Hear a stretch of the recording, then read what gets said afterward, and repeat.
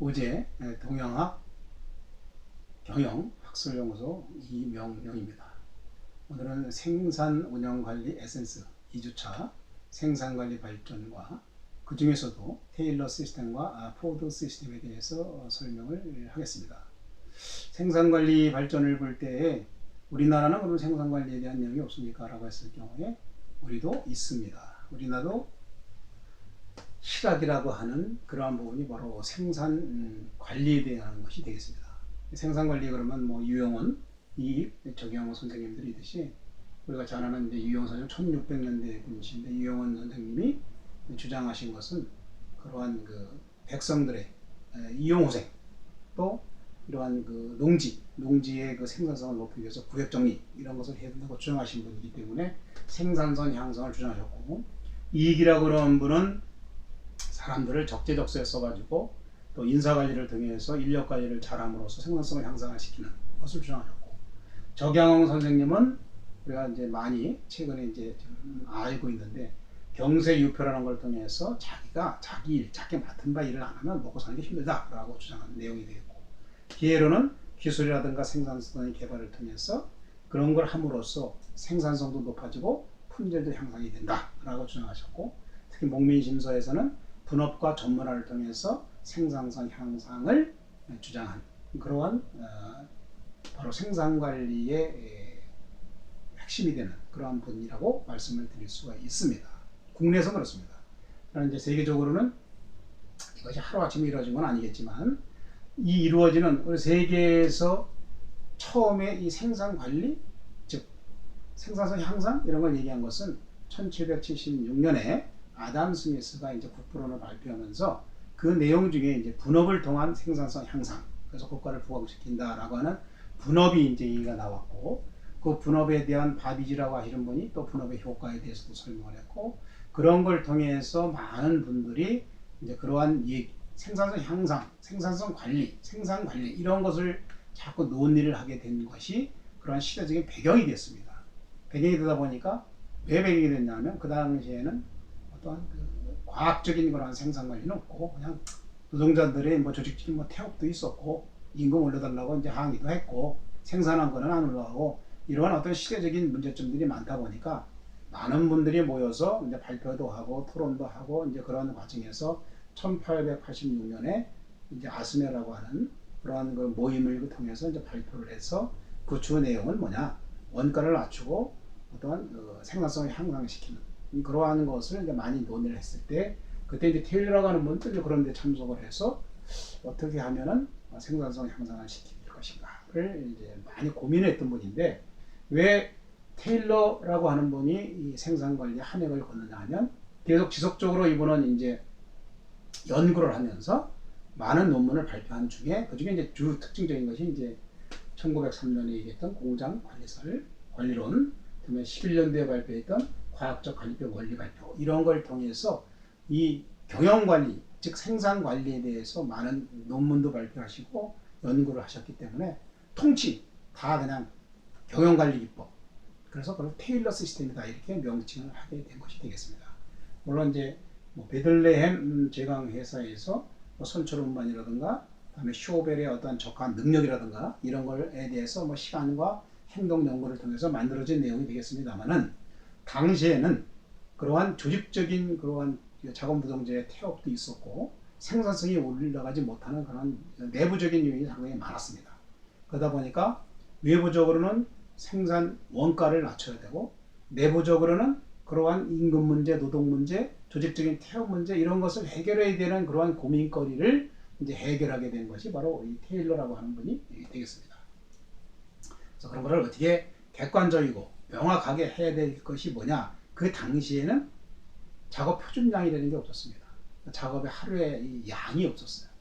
그러다 보니까 뭐 일을 하긴 한 것 같은데 뭐 결과는 없고 그러다 보니까 뭐 기업이 생산성도 낮고 이런 문제를 하기 위해서 이제 과업관리라고 하는 것이 그러면 하루에 표준량, 생산량을 딱 1인당 얼마를 정해놓고 그 정해준 것을 가지고 직능직 직장제도라고 하는 것은 직능을 부여하고 직장을 통해서 그 과업을 표준화시키고 일을 마칠 수 있도록 그렇게 조직을 제도를 운영하게 된 것이 되겠습니다.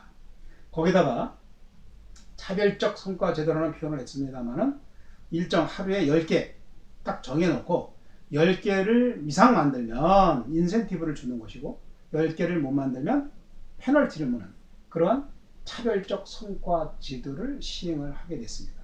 그러다 보니까 생산성이 향상이 되게 되겠습니다.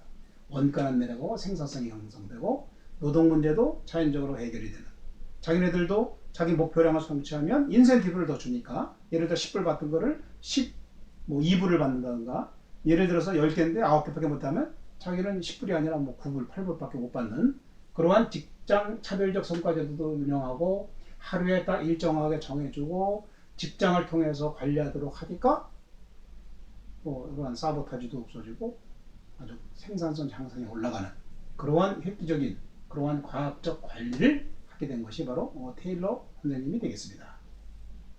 그 11년대에는 이제 과학적 관리법 원리 이런 것을 쭉 이제 개발 발전하면서 만들어진 것이 바로 이러한 과학적 관리법의 원리가 되겠습니다.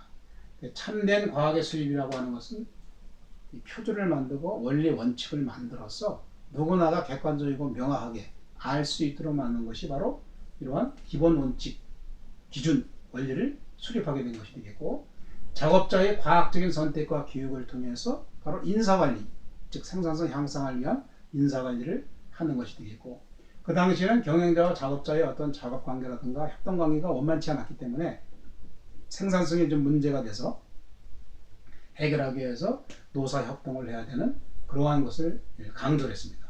그러다 보니까 경영자와 작업자 간의 업무 분담이 제대로 되지 않으면 이러한 노사협동도 안 되고 생산성에 문제가 있다. 그래서 각자의 역할 분담을 명확히 하는 것이 바로 과학적 관리법이다라고 이 원리를 발표하게 된 것이 되겠습니다. 그래서 테일러 시스템이라고 하는 것은 이러한 여러 가지 과업 관리라든가 과학적 관리법이라든가 그 이외에 많은 그러한 통칭 경영 기법을 전부 다 테일러 시스템이다라고 이렇게 제가 설명을 드리고 있습니다. 그 테일러 시스템의 딱 특질이 뭐냐 하면 과업 관리입니다. 이렇게 얘기를 하는 것이 바로 테일러 시스템이 되겠습니다. 이 테일러 시스템이라고 하는 분이 생산관리에서 한 획을 걷기 때문에 우리가 생산관리 발전에서 먼저 이야기하게는 되는 부분이 되겠습니다. 두 번째로 포드 시스템이 이제 대비되는 그런 얘기인데 포드 시스템이라고 해서는 헨리 포드라고 하는 포드 자동차의 그 사업주가 되겠습니다.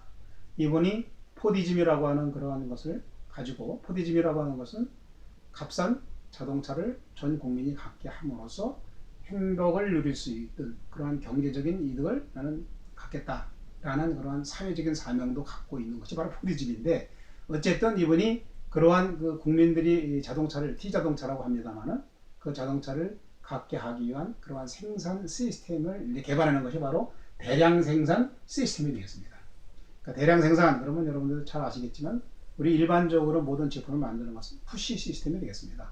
푸시 시스템이라고 하는 것은 판매 계획, 생산 계획, 생산, 만들고 파는 건 파는 거고 아니면 남는 것은 창고에 저장시키는 일률적으로 쭉 계획적으로 생산하는 것을 푸시 시스템이라고 그러는데 당시에는 물건이 수요가 워낙 많고 공급이 작으니까 대량 생산이 안 되니까 만들면 다 팔려나가는 그런 시스템이 대량 생산 시스템이 만들어지게 되었는데 이 대량 시스템에서 핵심적인 것이 바로 또 3S 원칙이다 이렇게 얘기를 하고 있습니다.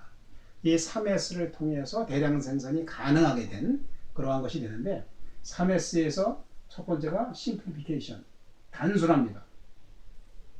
제품을 단순화하고 작업을 단순화시키는 단순화. 이 단순화를 통해서 이 제품이 단순화가 된다 그러면 이 제품의 생산 코스트가 내려가고 작업의 단순화라고 하는 것은 생산하는 그러한 일의 그 품의 질이 높아짐으로써 생산성이 높아지는 거고 부품의 규격화, 스탠다디제이션인데 규격화된 부품을 씀으로써 호환성이 가능하고 호환성이 가능하다는 것은 생산 원가가 낮춰진다는 그런 얘기가 되겠습니다. 그 다음에 기계고구의 전문화, 스페셜리제이션 전문화인데 기계나 공구를 전문화함으로써 생산 단위비를 낮출 수 있어서 대량 생산의 이점을 살릴 수 있기 때문에 이 전문화, 그래서 단순화, 규격화, 전문화 이 세 가지를 영어의 SSS 따서 3S 이 원칙에 의해서 대량 생산 시스템이 만들어지게 되었고 이 대량 생산 시스템으로만 뭐 끝나는 건 아니고 물론 이 대량 생산할 때에는 이동조리법이다. 즉 컨베이어 벨트에 의해서 만들어진 중간중간 제품들이 컨베이어에 의해서 이동이 되기 때문에 이동조리법이다 라고 하는 이러한 것을 바로 포드 시스템이다 이렇게 설명을 하고 있습니다. 그래서 T자동차를 만들면서 많은 국민들이 T자동차를 소유하게 됐고 그 T자동차의 가격은 좀 올랐지만 생산 원가는 떨어졌고 노동자 임금들은 향상이 돼서 결국은 경제적인 이익과 또 국민들이 갖고 싶어하는 그러한 T자동차를 다 소유하게 함으로써 아주 시익을 거둔 그러한 것이 바로 포드 시스템, 즉 대량 생산 시스템이 되겠습니다. 뭐 이러다 보니까 단점을 이제 또 얘기하게 된 거죠. 단점이라고 하는 것은 지금의 제조업에서 푸시 시스템이라고 나오는 거랑 똑같은 얘기입니다. 지금 기준에 보면은 이 기준이 뭐 당연한 얘기인데 그 당시에는 처음에 이러한 대량 시스템을 하다 보니까 반대파, 즉 그런 사람들도 얘기하겠죠. 작업자의 인간성을 무시했다. 즉 컨베이어 벨트에 의해서 이동 조립식을 하다 보니까 사람이 기계에 쫓아가는 그래서 인간성이 무시됐다라고 하는 즉 이동식 시스템에 대한 어떤 문제점. 다음에 앞공정이 뒷공정에 영향을 준다. 이거는 대량 생산의 푸시 시스템. 즉 앞공정이 안 되면 뒷공정이 이루어지지 않으니까 이게 단점이다라고 또 주장을 했고 조업이 낮아지면 제조 원가가 올라간다. 당연합니다. 왜냐하면 대량 생산은 생산 설비를 갖춰야 되고 그것을 우리가 고정비라고 부릅니다. 그래서 물건의 양을 많이 만들어내면 고정비의 포션이 줄어들기 때문에 생산 원가가 내려가는 것이고 물건을 만들지도 않으면서 큰 생산 설비만 가지고 있으면 원가가 올라가서 당연히 돈을 못 버는 그런 상황이 되겠고 유연성이 없다고 얘기하는 것은 현대는 다품종 소량 생산 시대입니다.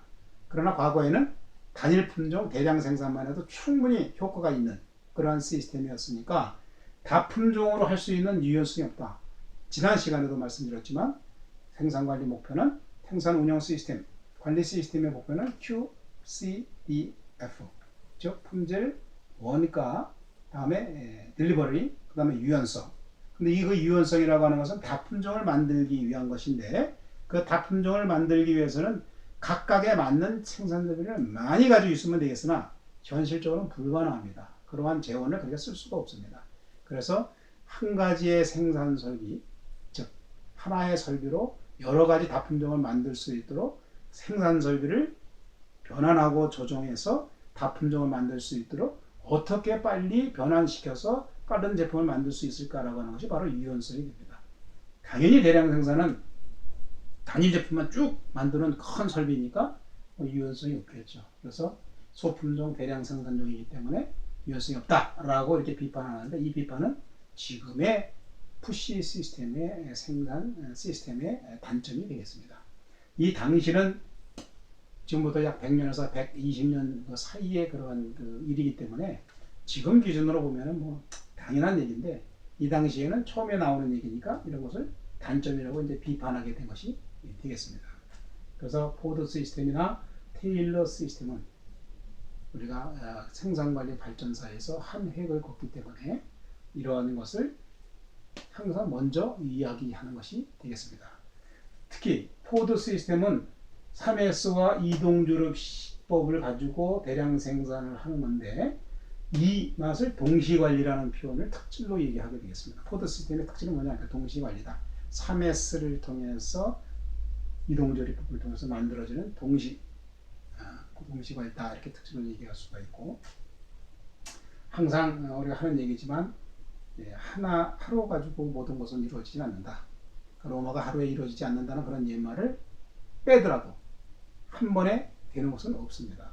이렇게 110년, 20년 전에 만들어졌던 것이 지속적으로 개선이 되고 지속적으로 향상이 되다 보니까 지금과 같은 우리가 잘 알고 있는 도요타 시스템의 풀 시스템 같이 퀄리티도 중요시하고 재고도 많지 아니하고 물론 뭐 재고 제로입니다. 목표는 그러한 제품을 해서 이 80년대서부터 아주 호황을 누렸던 도요타 시스템 그 생산관리 그러면 도요타 시스템을 또 얘기를 합니다. 근데 나중 차수에 보면은 또 얘기하겠습니다만은 그렇게 발전해 온 겁니다. 물론 도요다라고 하는 그런 시스템은 처음서부터 무슨 이렇게 풀 시스템으로 만들어지지 않는다. 풀 시스템이라고 하는 것은 고객이 요구하는 만큼만 만들어서 출하는 그런 것이 풀 시스템이 되겠습니다. 풀 시스템이 되겠습니다. 근데 처음서부터 풀 시스템인 게 아니라 풀 시스템 하다가 망해가지고 은행에서 대출을 하려다 보니까 은행에서 요구 조건이 늘 그렇게 무조건 만들어서 물건 놔둬서 망하지 말고 요구가 있는 만큼만 만들어라 라는 그러한 대출 조건에 따르다 보니까 지금같이 유명한 80년대부터 유명한 도도 생산 시스템이 되겠습니다. 그래서 처음부터 되는 것이 아니고 하나하나 이게 개선 개발 향상이 되면서 이루어지는 거기 때문에 우리가 이러한 역사를 알고는 있지만 이것이 지금에 적용되는 것은 아니지만 한 획을 걷다. 그래서 테일러 시스템과 포드 시스템에 대해서는 우리가 인지를 하고 있어야 된다라고 하는 것을 설명을 드린 것이 되겠습니다. 경영학이라고 하는 것은 실생활에서 필요한 그러니까 아까 얘기했던 대로 이용 구생이라든가 실사구시라든가 이런 것과 마찬가지로 실생활에서 필요한 실무적인 것을 이해하는 것이기 때문에 과거의 것은 별로 재미는 없지만 그래도 이렇게 발전되어 온 것이 바로 생산 운영관리의 바로 역사입니다 라고 이제 설명을 드리는 것이고 지금 기준 가지고 보면 안 맞습니다. 또 마찬가지입니다. 지금 기준 가지고 우리도 10년, 20년, 30년, 50년까지 맞추면 불합리하고 안 맞습니다. 그것이 바로 현실입니다. 근데 이제 혹한 이런 생산 운영 관리 아니어도 지금 기준 가지고 그때 그게 잘못됐다 이렇게 얘기하는 분들이 많습니다. 그건 잘못된 생각입니다. 그 당시는 그게 최선이었고 그게 가장 좋은 방법이었습니다. 그 당시로 돌아가 보면. 근데 지금 기준에 향상되고 개발되고 개선됐는데 지금 보면은 그거 아무것도 아니 이렇게 얘기하면 안 된다는 얘기입니다.